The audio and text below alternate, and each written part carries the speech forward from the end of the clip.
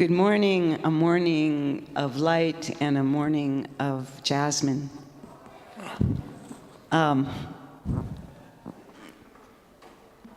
so delighted to be here with my friend and teacher, Ateek, who I met, I don't know, so many years ago, maybe in the late 90s. And our meeting with Christian and Muslim teachers has, is that you, Abdullah? Hang on a second, sorry.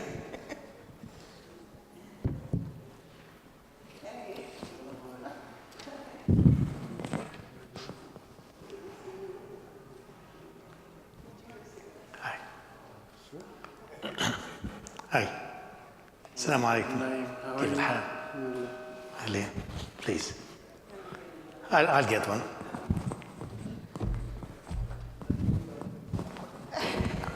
We have a surprise visitor. And this is my dear friend, Abdul Rauf Campos Marchetti. And we are co-founders of the Muslim-Jewish Peace Walk for Interfaith Solidarity, which began here in Albuquerque, New Mexico in 2002, in March 2002. And we subsequently traveled to Palestine, and we brought the Muslim-Jewish Peace Walk to over 18 cities throughout the United States and Canada. And most of them are ongoing. I just went to the 9th Philadelphia Interfaith Peace Walk this past year. And the Fellowship of Reconciliation, for whom I work and support, is the co-sponsor of the Interfaith Peace Walks, and we are bringing this work again to local communities. So if you're interested in working on interfaith relationships in the context of restorative justice, the Interfaith Peace Walk is a wonderful methodology to bring communities together, to walk together, and to begin the dialogue of restorative justice and peace.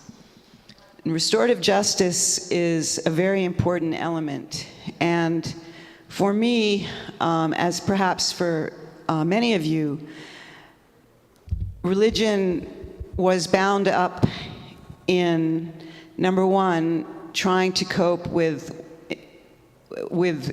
what happened in my community, the Holocaust, and try to sort of wrap my young mind at the age of 12, when I really discovered it, around how does genocide happen?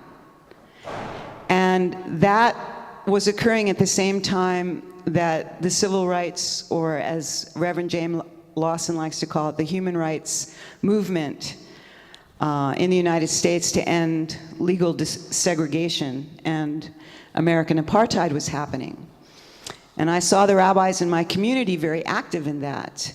My teacher, Rabbi Everett Gendler, was a close friend of Martin Luther King, and so I learned from an early age that religion is not so much about piety as it is about standing up for justice and identifying with and cultivating empathy for people who are the target of racism, exploitation, and so forth.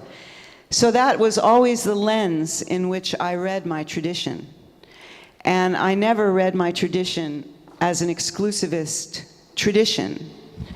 At the same time, trying to figure out what is unique about being Jewish, and we do have a lot of holidays.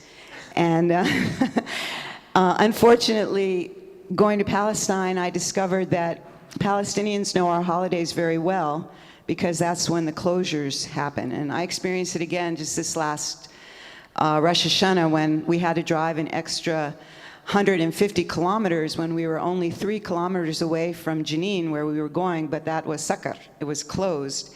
And we had to drive 150 kilometers to get to the same place. And we had to drive on a settler road, because all of the Palestinian roads were closed, and that was for Rosh Hashanah. At any rate, the lens that I read this tradition, my tradition from, often puts me at odds with my community, but I read it as a universal text, a message not just for me personally, but a message of how a human being should live an ethical life. And the difficult thing is I can read these beautiful passages from the text. I'll read you one such, a beautiful passage from the text. It says, "Whoever is able to protest against the transgressions of his own family and does not do so is held responsible and liable for the transgressions of his family. Whoever is able to protest against the transgressions of the people of his community and does not do so is liable for the transgressions of his community. Whoever is able to protest against the transgressions of the entire world and does not do so is liable for the transgressions of the entire world." So there you have a very clear example that, number one, we are accountable for what we understand to be a transgression. And we all know perfectly clear from the prophetic lens in Hebrew scriptures that transgression includes acts of violence, such as destroying people's homes, such as exploiting workers, such as even lifting your hand to threaten another person is considered to be a transgression and an act of evil. So the question is, people read these texts, but how do you put it into practice? And I think for me, that's where the leap of faith comes. Because you can read the text and we can study the text, hopefully as an inspiration, but then we are asked to act in the world. And Jewish tradition often discusses which is better, study or action. And the tradition concludes, when study leads to action, when study leads to action, that is considered the highest modality. And so I'll just be very brief in saying that in my tradition, I can find texts of genocide. Kill all the Moabites, for instance, some of the texts that Naim showed. But I believe, and I've written a book called Trail Guide to the Torah of Nonviolence, that the rabbinic tradition, like the Christian tradition, came to say that wherever the text is violent, we can't learn Torah from it. And we have different traditions that approach the problem of the Word of God in various ways, such as saying that this happened then, it's historical, but we can't learn violence from it, or countertexts, or saying this never really happened, it's only a sort of a teaching tool. So the rabbis use different strategies to cope, but the message is very clear. The Torah has to be a document that preaches and teaches nonviolence. And that means listening to the hard truth. As the tradition says, the world stands on three things: on truth, on justice, and peace. If there is truth, then justice and peace will follow. I believe that Sabeel is offering us a witness of truth. And then all of our traditions compel us not to stand idly by the blood of our neighbors, but to act in such a way to become communities of resistance, nonviolent resistance, popular struggle, to take the action that we need to take in order to end oppression. Thank you. Naim, shall Abdul Roof go? Yes, go ahead. That's fine. Yes. Just say, Yeah. say 5 minutes, a word on Islam. Assalamu alaikum rahmatullahi wa barakatuh. May the peace and blessings of God be with you. Alhamdulillah. It's funny, I'm giving an invocation today, and I wasn't sure what to talk about or what to say or what prayer to actually, to give. And then all of a sudden, last night, I was flooded by all these visions, almost as if they were tucked back in my heart, tucked back in my mind.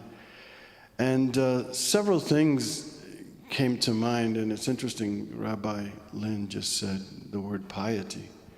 And one of the words that came to me in the Quran, and it's kind of interchangeable with piety and righteousness and taqwa in the translation of the meaning of the Quran, is that piety is doing or not doing anything that displeases God. That's really what piety is. And piety, from the Muslim perspective, and you know, we live in a world where, you know, I think Muslims almost are becoming schizophrenic in a sense, because we have, you know, I always tell people, you know, Islam, like any religion, is a spectrum. You know, I'm a scientist, so you can think about the electromagnetic spectrum. It's, you know, red over there and it's blue over here. Where you have on the edge, you have fringes of folks that are claiming to live piety. And yet, if you look at the definition of what piety is, are they doing things that displease God? You know? And for me, when I think about Israel and Palestine, I have, you know, I have this gut-wrenching feeling that comes from two worlds. It comes from the world of being a Muslim, and it comes from the world of being an American. And when I went to Palestine and Israel, you know, I'll never forget Naeem. I don't know if Naeem remembers me at all, but I'll never forget something that he said when we were there. He said, you know, this collar that I have, it doesn't protect me from anything. When I get to that checkpoint, I'm a Palestinian. They don't look at me as a priest. They don't look at me as a reverend. I am a Palestinian, and I have to go through all the humiliation that every other Palestinian has to go through. And that stuck with me. And I was like, whoa, wait a minute. So as people of faith, you know, I believe that as people of faith, we have to be pious. You know, what that piety means is that we have to try to reach towards things that don't displease God. And that when we see a wrong, wherever it is, whether it's, you know, in Islam we say, you know, we have to stand up for justice, even if it's against myself, even if it's against my mother, my father, my brothers, and my sisters. When I see a wrong, I have to use everything within my power to right it. And the Prophet Muhammad ﷺ says, well, how do I, you know, the Sahaba, the apostles, they said, well, we know how to right a wrong when we see it from ourselves or from others, but how do we right a wrong of an oppressor? And the Prophet Muhammad ﷺ said, by stopping them from doing wrong. This is how you right that wrong. And I think as people as faith, when I look at the Israeli-Palestinian issue, violence is not the answer. That's been going on for 50 years. So clearly, you know, that can go on for another 50 years. It clearly, for me, as a person of faith, has to come from us as human beings, from us, the leadership of people of faith, to try to change the hearts of human beings so that they can recognize that,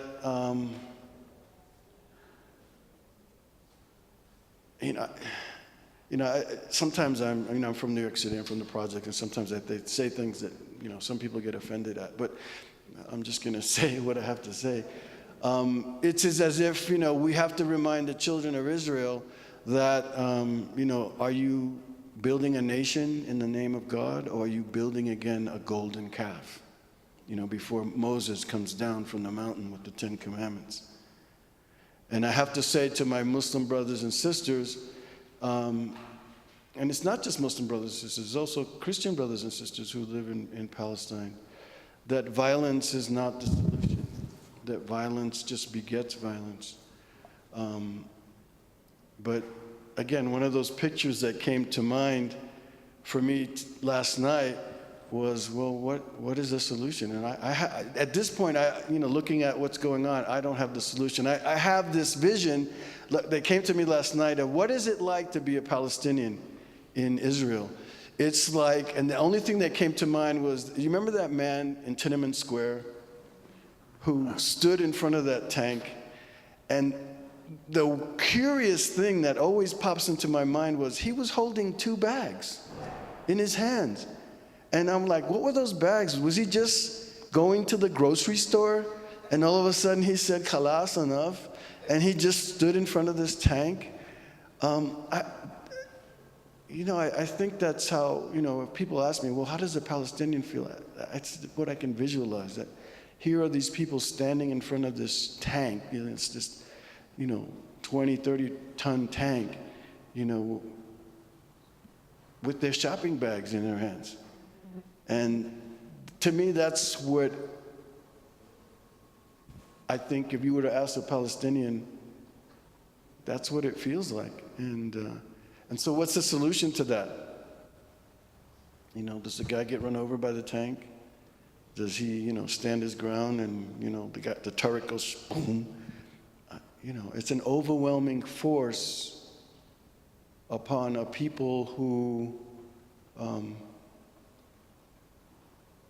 the thing that I remember from Palestine is just the innocence, the majority of the population being held in chains.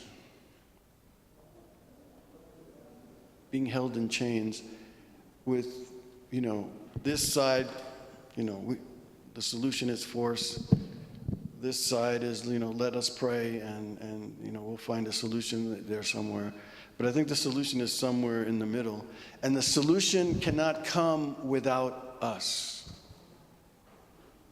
It cannot come without America, because America is one of the main supporters of Israel. We're supporting Israel. We're supporting, with our tax money, with our government, what's going on. But it also can't change without the power of people of faith. It cannot change without the power of the human being raising up and speaking, raising up and offering our hands in some manner, in some way, to make a change. If we can't make a change over there, at least let's try to make a change in our own hearts and the awareness of the situation.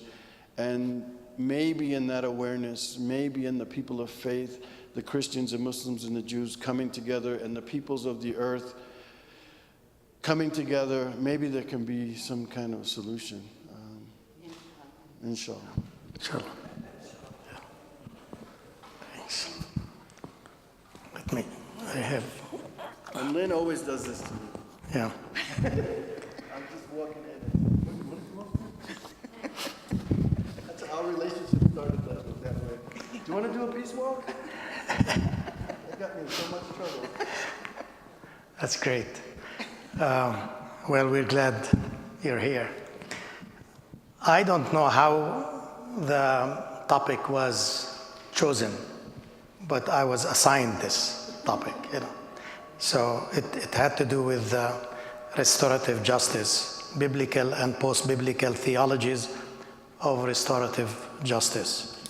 And I have to confess that I did not really approach the work that I do from this perspective, but I was thankful for the challenge. So I started looking at what happens within the juvenile delinquent and other, areas where restorative justice supposedly is being practiced. And I enjoyed this assignment. So I don't know whether you're the one who chose it or it was chosen for us. You were. Yeah, you were. It was wonderful. Oh, you chose it. No. And for me, when I think about restorative justice, I think about a justice that seeks to make things right. And it stands in opposition to retributive justice, where people want to punish the offenders. So restorative justice is a process of responsibility. It involves, in the process, at one point, hopefully, it involves forgiveness. Hopefully it involves healing. And hopefully it involves reconciliation when we're thinking about restorative justice. And in my study or in my research, I found actually 4 guiding principles for the whole concept of restorative justice. And then I had to look for an example from the New Testament. And I came up with one, but it's not totally perfect. But I thought it could be a challenge for us when we look at the text and discuss it together or discuss it in small groups. Maybe we can find some ideas that can be helpful and then try to see how we apply it to the situation back home. So I just want to mention very briefly the 4 principles, guiding principles, when we think about restorative justice. And again, I'm taking this from science or from people who are very much engaged in this type of work in this country. But I'm not sure how you can, or together we can think of how we can apply it to the situation back home. There is a whistle. Is that bothering you? Okay, maybe I can put this a little bit down to minimize it. Let's see whether this. Have a sheet? Yeah. Do you have anyone doesn't have a sheet? Oh, yeah, Kathy, this is. We have plenty, excuse me.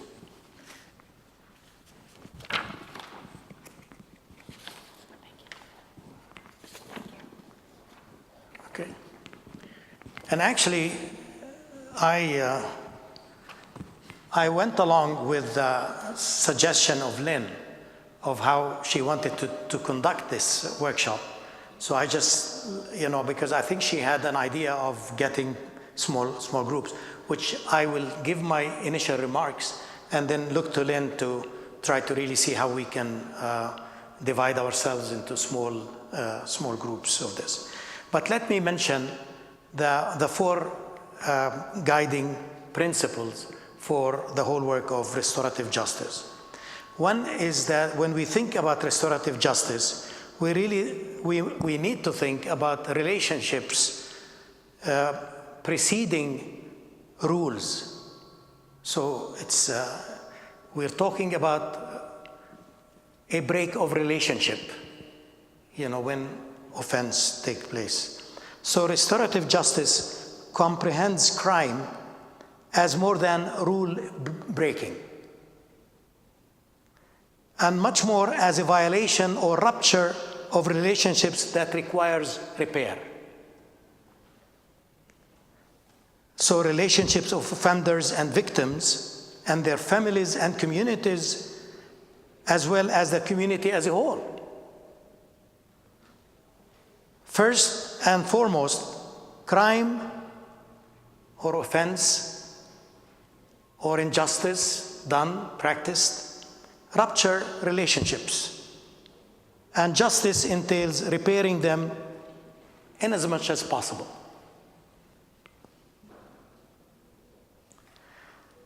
And throughout this, I think maybe as a basis for all of this, I want to emphasize that we have to always insist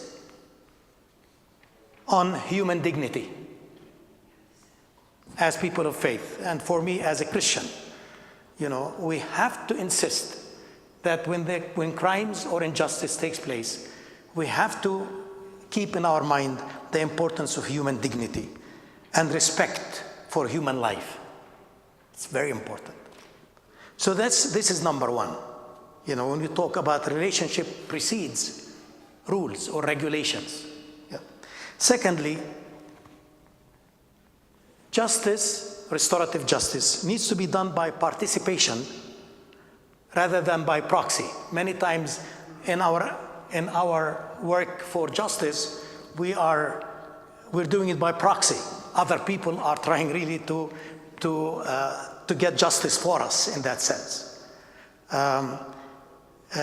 But when we are thinking about restorative justice, we are thinking about a process of participation of the parties involved in this. And immediately you can think about back home. You cannot, sometimes we have to obviously involve other people to help us.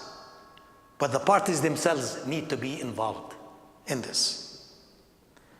And I can say much more about this, but I just want to give you the main ideas. And a third principle is that when we think about restorative justice, we must think about not punishing the oppressor or the victimizer, but by restoring the wounded communities. So restorative justice ultimately aims at a broader, holistic restoration to right relationships of all individuals and communities of interest connected to a given offense. Restorative justice in practice emphasizes encounter, repairing what has happened, transformation of offenders, survivors, and their respective communities. So it's a more holistic understanding of this, rather than just, we want to punish this guy. We want to punish Israel. We have to look at in a broader way. And finally, the fourth principle in restorative justice is that the end process needs to be, for individuals, it has to be rehabilitation rather than punishment. Rehabilitation, to rehabilitate the person rather than put him in jail. Just, we want to punish this guy, or we want to punish Israel, and so we need to destroy it or something like that. No, it has to do with rehabilitation. And as people of faith, and as a Christian, I would say the end process has to be peace. Biblically, shalom. In Arabic, salam. The same concept in its wholeness, holistic understanding. In other words, restorative justice aims at more than fixing the effects of an offense. It indeed represents a transformative social vision. And I believe this is important. Now, so we are really talking, when we talk about restorative justice, we're talking about peace and liberation in that sense. So that's the end. That's what we need to do. And I've tried to really reflect on how we can look at it in by looking at the story of the prodigal son. But I want to see how Lynn would like to conduct this now, because it might be possible for, first of all, for those of you, you may be in small groups, you can look, I mean, I chose the prodigal son because everybody knows the story. It's very familiar to Christians, at least, you know, and see how you can look at the principles that I have suggested, and how you look at it in light of the story of the prodigal son and his brother, and where does it fit, where it doesn't fit, you know, in that sense, and then maybe we can have another round and look at it. So find 2, 3, 4 people that traditionally you could, I'm assuming that most of you already read the text, and then you want to ask yourselves, as Naeem said, sort of who do you identify with in the story? You can identify with the son who was a good boy this whole time and felt like he wasn't rewarded by doing the right thing, and the one who transgressed, as it were, and squandered, but was received. How does this fit into restorative justice? And you don't have to agree with the text, so you could just sort of share your feelings around it, and whether this text, or how you see this text relating to the current situation. I just want to mention briefly that restorative justice has an Arabic name, which is very well known to Naeem, I'm sure. It's called sulha. And sulha is an ancient Palestinian methodology for resolving conflict that's based on restorative justice. It also has coffee involved in it. That's another story. But sometime, if you're interested, you should check out what sulha is.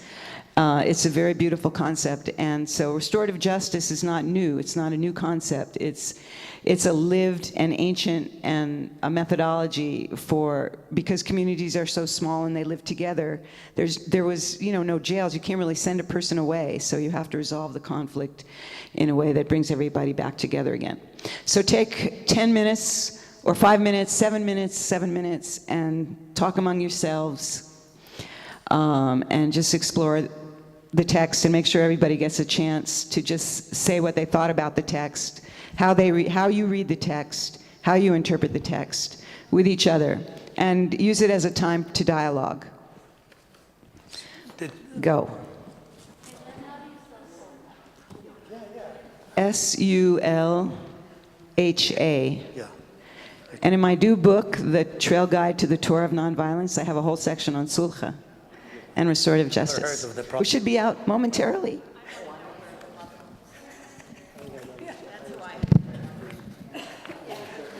That's great.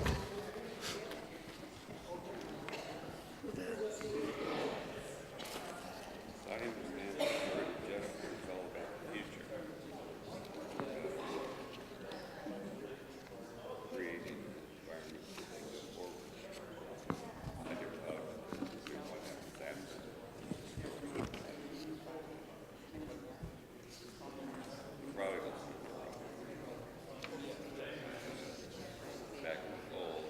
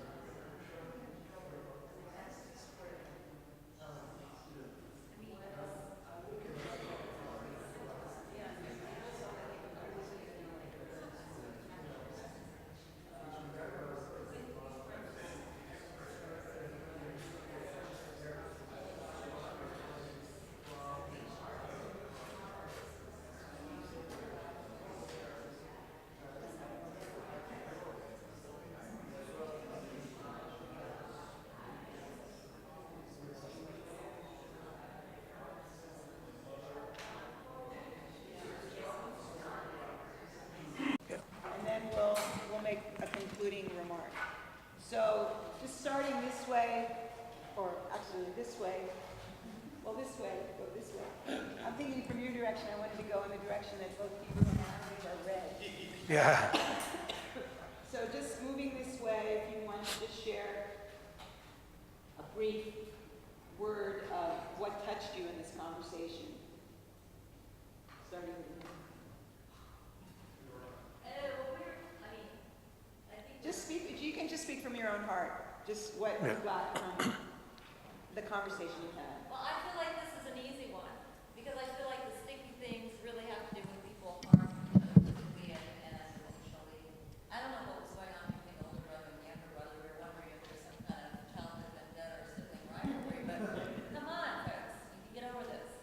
We're talking about people who kill family members or abuse family members. I mean, that or harm the community in that way. What do you do? Thank you. And again, it's not for argument's sake, it's just really to hear the different reflections from the text. Everything is very useful. Anyone else on this side, just to speak to what was in your heart? Yes? Well, I think all of us agree that it was those two sons that really needed to create the restorative justice. The two sons needed to create the restorative justice themselves, rather than an intermediary. Thank you. Other thoughts? I wanted to know where the mother was.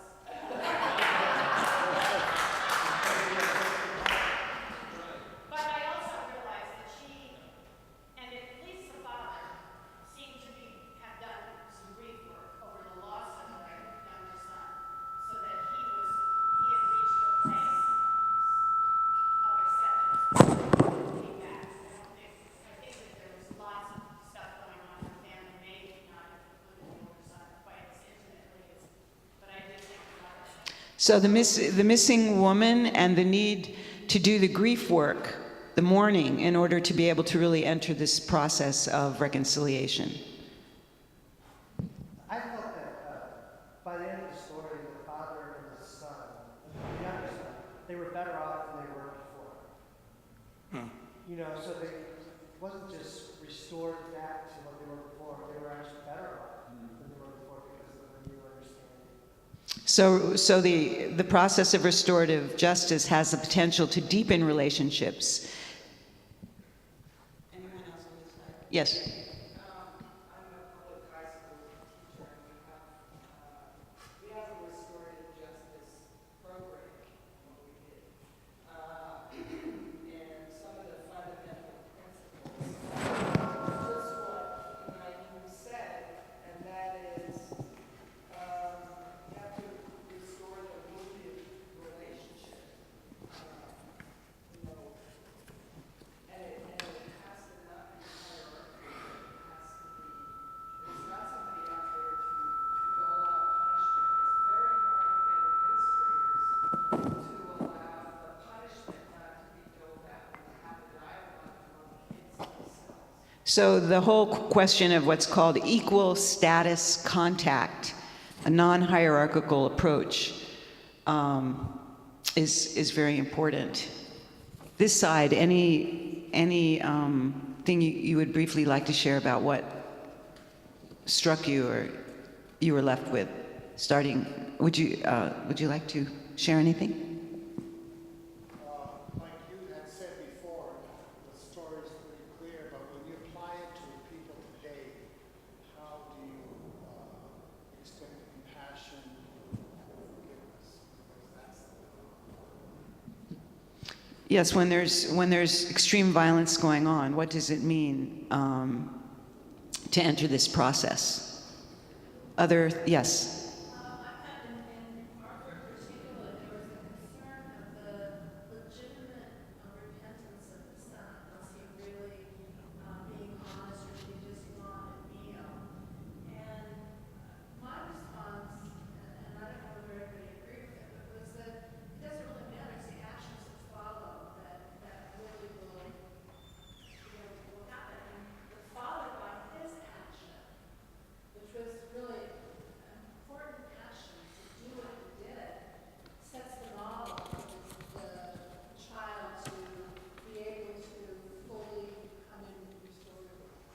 So you identified the fact that the compassion was in the process. The process was very compassionate.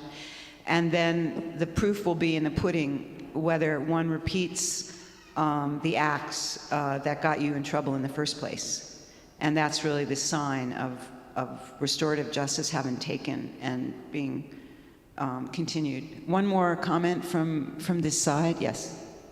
So the question I was left with was, does the wrongdoer come forward, whether truthfully or not, to ask for forgiveness?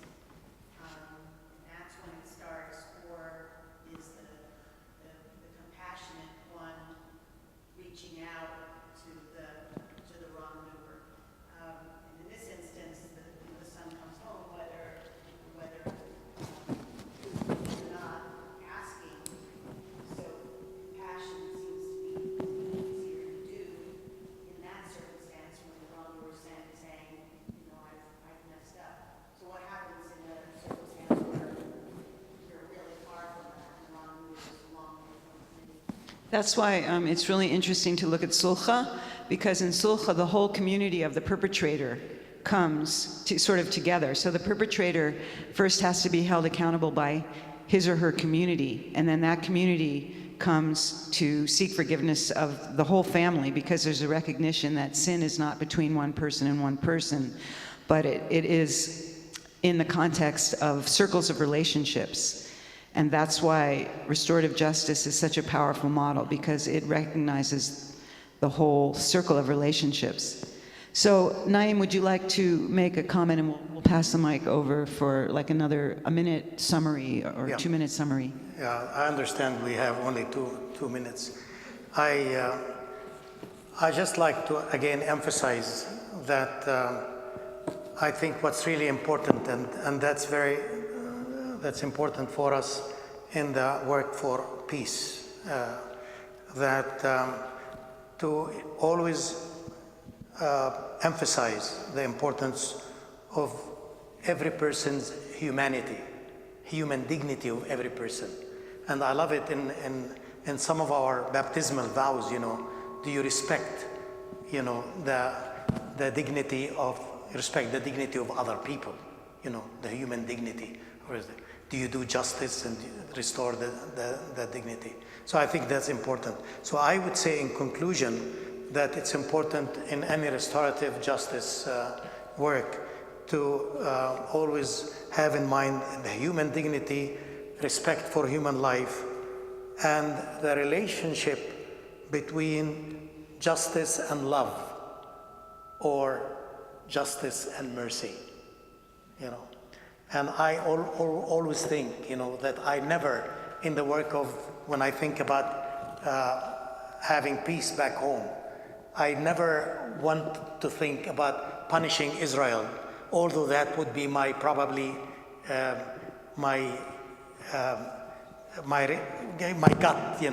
I was driven out, my family was driven out, we lost everything, But I think here where my faith also comes to my assistance in that sense, and inspires me to work for the human dignity of everyone there, the importance, respect for human life, any human life, the human life of an Israeli as the human life of a Palestinian, and then that in our faith, whenever we are dealing with this, it's never justice alone, it's justice with mercy, justice with love. And I think that's where I would see it,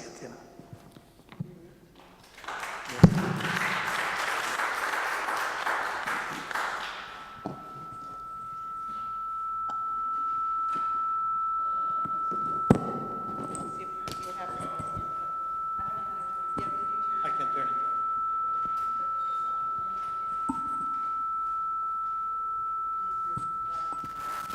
Thank you.